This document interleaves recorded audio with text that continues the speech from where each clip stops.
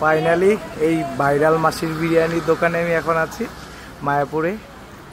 So মাসি, হরে কৃষ্ণ।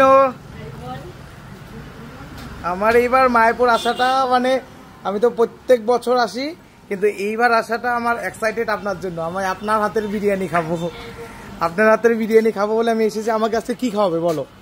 কি খেতে চাও বলো?